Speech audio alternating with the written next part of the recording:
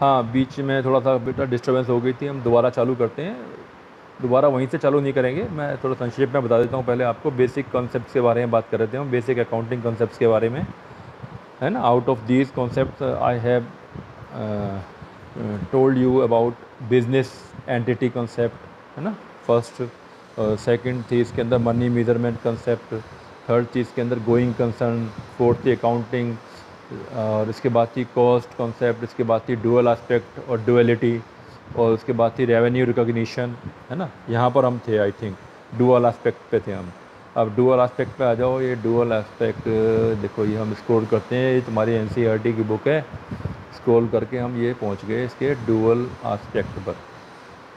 ये dual aspect जैसा कि मैंने बताया कि बेटा हर ट्रांजैक्शन के दो एस्पेक्ट होते हैं। जैसे कैपिटल में से मैंने 1 लाख की कैपिटल लेके मैंने बिज़नेस स्टार्ट किया, उस 1 लाख की कैपिटल में से 50,000 रुपये का मैंने कोई ऑफिस ले लिया है, तो ऑफिस में क्या है कि एसेट्स मेरी बढ़ गई और कैपिटल मेरी घट गई, तो दो चीज़ हो गई ना इसके अंदर।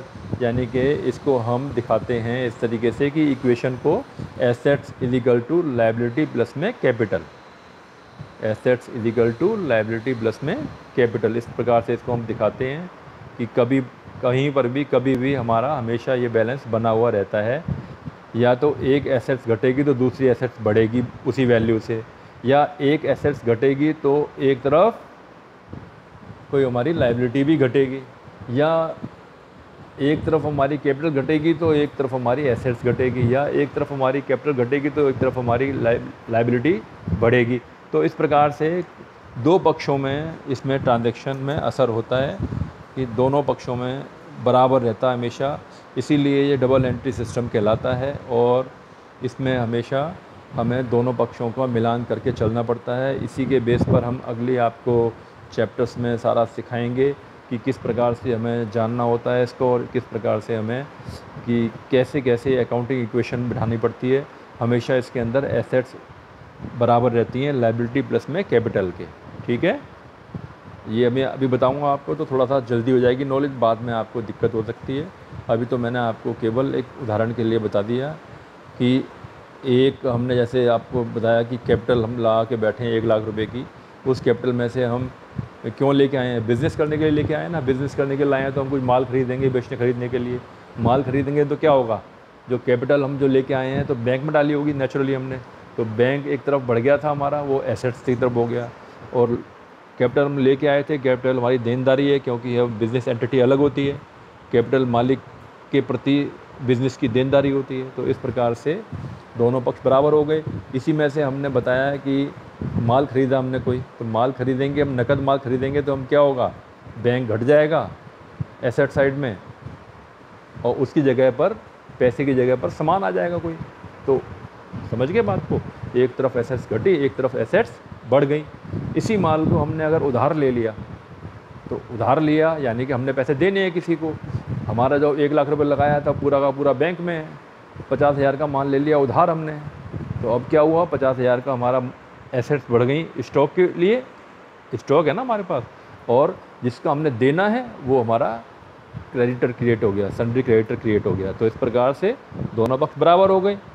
तो बिज़नेस की वर्थ बढ़ गई है, 1.5 लाख रुपए हो गया हमारा एक से। तो ये बराबर रहेगा हमेशा, ये ख्याल करेंगे इस चीज़ को, आगे और आपको क्लियर होगा। इसको ज़रा ध्यान करें, थोड़ा सा पढ़ें ध्यान से इसको। इसके बाद कौन सी कॉन्सेप्ट है, इसके बाद है ये रेवेन्यू रिकॉग्निशन कॉन्सेप्ट। इसमें क्या है, इसमें क्या है, रेवेन्यू रिकॉग्निशन जैसे होती है, आज मैंने माल उधार लिया, तो चाहे मैंने पैसे उसको दिए या नहीं दिए, मैं पर देनदारी उसकी मान के बैठ गया हूँ, यानी कि वो मेरे बुक्स के अंदर लेनदार हो गया है, मैंने उसको पैसे देने हैं।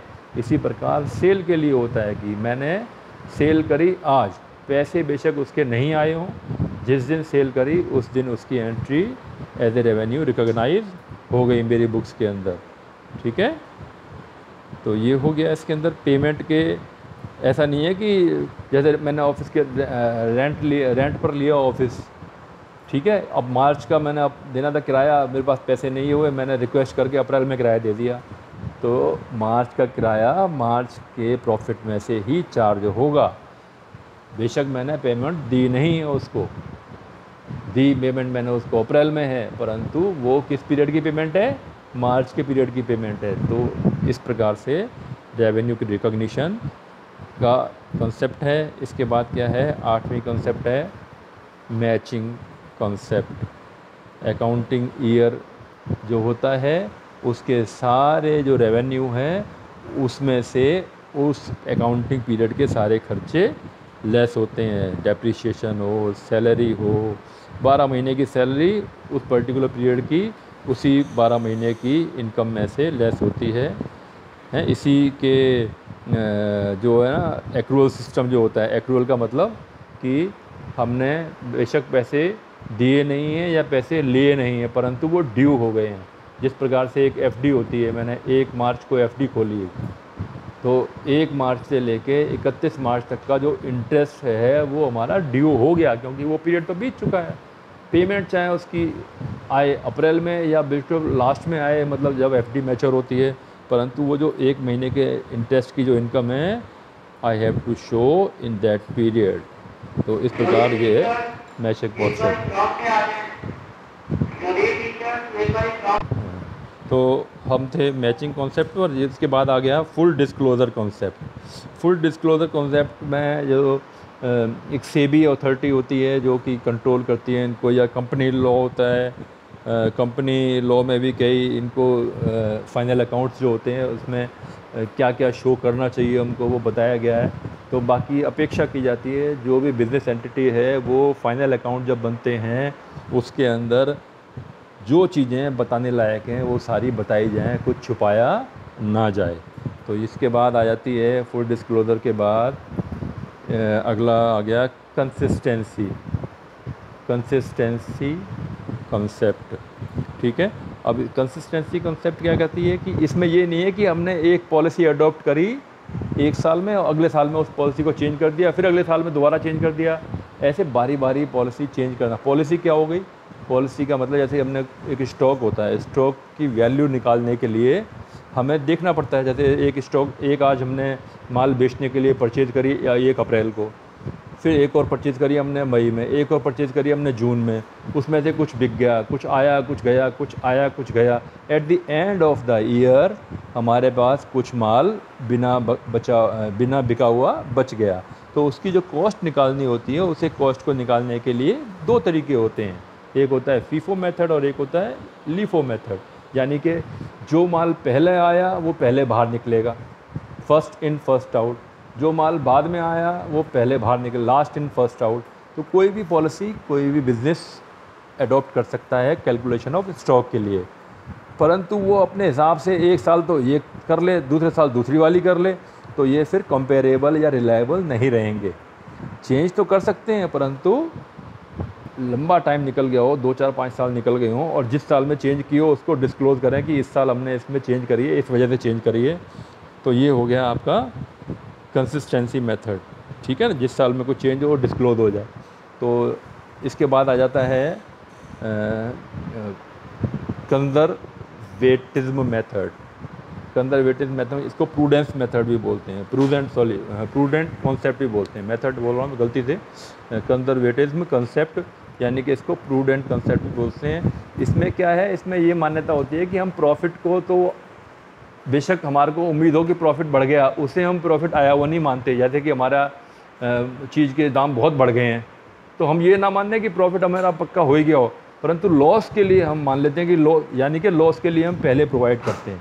लॉस को तो पक्का मान लेते हैं कि हाँ लॉस है, तो लॉस का प्रोविज़न पहले करते हैं, प्रॉफिट का हम छोड़ देते हैं। प्रॉफिट होना हुआ तो वो तो हो ही जाएगा, तो लॉस को हम पहले ध्यान में रखते हैं। तो ये एक इसमें कंजर्वेटिव मेथड कॉन्सेप्ट यही कहती है कि भाई प्रॉफिट को आप क्यों फिर आप मतलब नहीं मान रहे हो, इसके लिए तो फिर तो प्रॉफिट को इसलिए नहीं मानते हैं कि पहले से अंदाज़ा लगाएंगे प्रॉफिट का, तो कई चीज़ें ऐसी हो सकती हैं कि प्रॉफिट ना हो, तो बड़ी दिक्कत हो जाएगी। हाँ, बाकी लॉस को हम प्रोवाइड करके चलेंगे पहले से, अपने प्रॉफिट में से लॉस को कम करने के तरीके खोजेंगे, तो हम अच्छा बिज़नेस कर सकते हैं और अपना सही तरीके से चल सकते हैं। जैसे कि आप एक घर में देखते हो ना, जब हम घर में पैसे वैसे कमाते हैं, कोई बात होती है, तो हम अपने पैसे में से बचा के रखते हैं कुछ अनहोनी के लिए या कुछ अनिश्चितताओं के लिए।